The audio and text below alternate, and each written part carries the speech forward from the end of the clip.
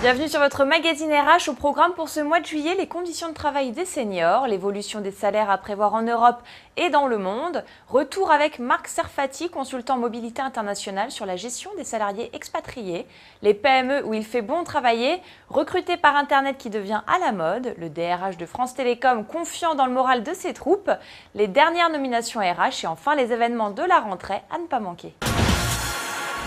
6 seniors sur 10 sont insatisfaits de leurs conditions de travail et pour cause, selon les résultats du 12e baromètre senior en entreprise dévoilé par Entreprise et Carrière, la vie au travail de ces salariés ne s'est pas améliorée. 42% ont le sentiment d'être victimes de harcèlement du fait de leur âge. 78% n'ont reçu aucune augmentation individuelle depuis 3 ans.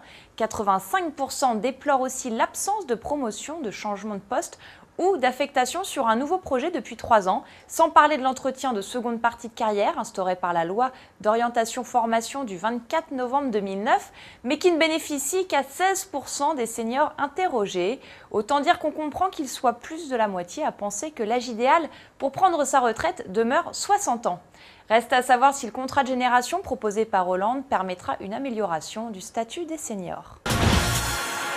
Près de 50% des travailleurs anticipent pour 2012 une baisse de salaire en termes réels, sans la moindre chance d'augmentation supérieure à l'inflation. C'est le triste constat fait par l'étude Pay Optimism Scale de Northgate Arinzo sur 1300 sondés résidant partout dans le monde. Les pronostics en matière d'augmentation de salaire sont les moins optimistes au sein de la zone euro et ils le sont encore plus au Royaume-Uni, où 70% des travailleurs ne comptent pas sur une augmentation de salaire. Mais il n'en est pas de même en Asie-Pacifique. Les travailleurs sont bien plus optimistes. Un tiers d'entre eux affirment que la récession les a incités à rester fidèles à leur employeur. Plus de 36% pensent bénéficier d'une augmentation supérieure à l'inflation avant la fin de l'année.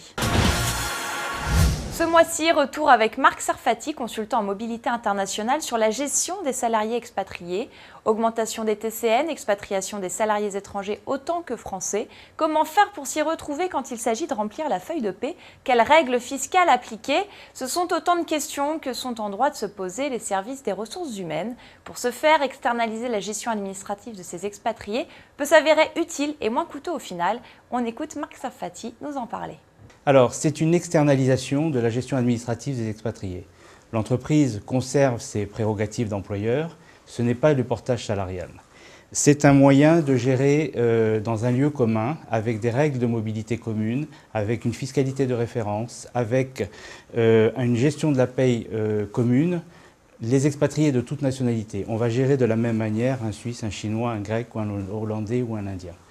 L'avantage pour l'entreprise, c'est une simplification des procédures, c'est une meilleure visibilité de sa gestion des ressources humaines et c'est bien évidemment un contrôle des coûts. L'avantage pour le salarié, c'est une simplification de son contrat de travail parce que ce salarié va être amené à se déplacer dans plusieurs pays en maintenant les acquis sociaux. Cette solution aujourd'hui est beaucoup plus intéressante. Pourquoi? Parce qu'il y a une multiplicité des nationalités, ça c'est un premier point. Deuxièmement, il y a une volonté d'harmonisation des entreprises et troisièmement, une recherche de diminution des charges. Dans quelle PME fait-il bon travailler? Finlande, Norvège, Allemagne, le palmarès européen des entreprises où il fait bon travailler, réalisé par Great Place to Work, est sorti. La société française Octo s'en sort pas mal puisqu'elle arrive 10e, derrière Futuris, entreprise d'informatique finlandaise, 1000, entreprise norvégienne et Noventum Consulting, société allemande spécialisée dans le conseil en informatique. Les entreprises sélectionnées sont celles qui proposent un environnement où la confiance règne, où on est fier de son travail et où on apprécie ses collègues. Comme le révèle José Tolovi, PDG de Great Place to Work, ces entreprises ont démontré le courage et l'assurance nécessaires à la mise en place d'un excellent lieu de travail malgré la crise financière de l'eurozone, même lorsqu'elles ont réduit leur masse salariale ou embauché, ce qui est le cas pour plus de la moitié des entreprises figurant au palmarès. Recruter par Internet devient à la mode. Open Sourcing publié courant juin une étude intitulée « Internet et le recrutement côté candidat et côté employeur » qui permet de se faire une idée des job boards à la mode et surtout ce qu'il faut suivre. Si 90% des DRH interrogés prévoient de recruter cette année, 75% des candidats sont également prêts à changer d'emploi. Une véritable opportunité pour se faire rencontrer l'offre et la demande. Sachez que le top 7 des candidats est Monster, Cadre Emploi, Pôle Emploi, Quel Job, APEC, Région Job et Cadre Online. Des résultats sensiblement différents côté recruteur puisqu'ils placent l'APEC en premier, suivi de Monster, Cadre Emploi, Pôle Emploi, Région Job, Quel Job et Cadre Online. Des résultats qui vous permettront d'adapter votre système de diffusion d'emploi. Sachez que les candidats sont friands du mobile, ils sont près de 30% à y avoir déjà consulté une offre d'emploi, alors que seulement 8% des recruteurs y ont déjà diffusé une offre. Un moyen de diffusion donc qui reste à investir. Le DRH de France Télécom Orange, Bruno Mettling, confiant dans le moral de ses troupes. Selon le dernier baromètre censé évaluer le climat social au sein de l'entreprise, les salariés auraient retrouvé une fierté d'appartenance au groupe. Pour preuve, la cohésion des employés face à la panne qui a touché vendredi 6 juillet les utilisateurs d'Orange. Et pourtant, il est à prévoir que le moral au beau fixe des salariés risque de ne pas durer. Si l'on en croit Bruno Mettling, quelques 30 000 départs sont attendus d'ici 2020.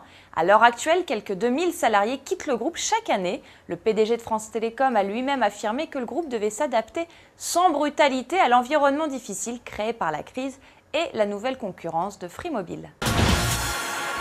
Du côté des nominations, on apprend que Xavier Moulin a été nommé directeur des ressources humaines d'Eurotunnel début juin 2012. Bénédicte Poirot a, elle, été promue directrice des ressources humaines de Néopost France en remplacement de Cédric Ross. Patrick Manon devient directeur des ressources humaines du groupe Ubi France en remplacement de Benoît Trivuls. Il est sous la responsabilité directe de Christophe Lecourtier, directeur général. Les rendez-vous de la rentrée à ne pas manquer. À l'international, les 4 et 5 octobre 2012 se déroulera le Congrès international francophone en ressources humaines à Montréal, au Canada. Conférences, ateliers et instants de réseautage vous seront ainsi proposés. Plus de renseignements à l'adresse qui s'affiche sur votre écran. En France, au centre de congrès de Lyon, les 24 et 25 octobre 2012, retrouvez le Salon RH. Gestion des talents, développement des performances, formation continue, e-learning seront autant de sujets de discussion. Contact à info@salonrh.fr. Merci de nous avoir suivis, bonnes vacances et on se retrouve à la rentrée.